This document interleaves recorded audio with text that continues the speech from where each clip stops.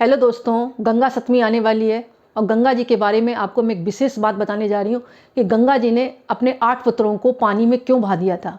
दोस्तों, इसके पीछे एक कहानी आती है जो कहानी सत्य है। एक राजा थे प्रतीप, जो कि अपने पुत्र प्राप्ति के लिए गंगा के किनारे पर बैठकर तपस्या कर रहे थे और गंगा जी उन पर मोहित हो गई और उनसे आकर शादी का प्रस्ताव किया और उनकी दाहिनी जंघा पर आकर बैठ गई। प्रतीप की आंख खुली। राजा प्रतीप ने आंख खोलकर देखा तो उन्होंने कहा कि आप कौन है। उन्होंने कहा मैं गंगा हूँ, आपसे शादी करना चाहती हूँ। तो प्रतीप बोले वैसे तो मैं आपसे शादी कर सकता था, लेकिन आप मेरी दाहिनी जंघा पर आकर बैठ गई। ये दाहिनी जंघा मेरे पुत्र का स्थान है। इस जो पत्नी होती है वो बामंगी होनी चाहिए, इसलिए मैं आपसे शादी नहीं कर सकता। आप मेरे पुत्र के साथ शादी कर सकती हैं। फिर गंगा गुस्से में जाकर चली गई। फिर इधर प्रतीप ने तपस्या की और उनके पुत्र उत्पन्न हुआ जिनका नाम था शांतनु।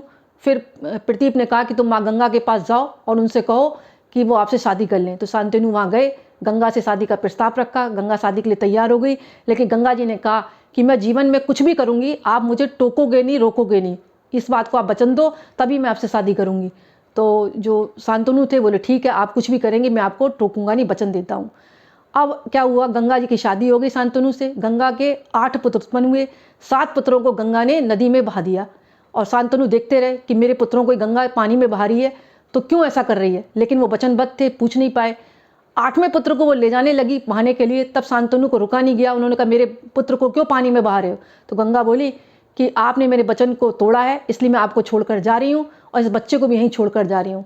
आगे चलकर ये जो शांतनु थे ये भीष्म बने। इनके बचपन का नाम था देवव्रत और जो शांतनु थे इन्होंने ही भीष्म को पाला था और हस्तिनापुर का राज्य इनको सौंप दिया था। अच्छा, इनको मतलब ये रह क्यों गए थे, इसके पीछे भी एक कहानी आती है। मतलब ये पृथ्वी लोक पर क्यों रह गए।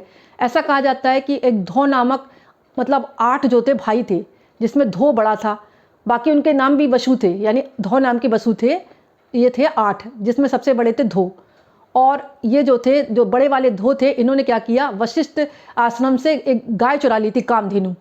तो जो वशिष्ठ थे उनको गुस्सा आ गया। उन्होंने कहा तुम जाओ पृथ्वी पर, तुम जन्म लेकर मृत्यु लोक में रहोगे और मानव योनि में तुम दुख भोगोगे।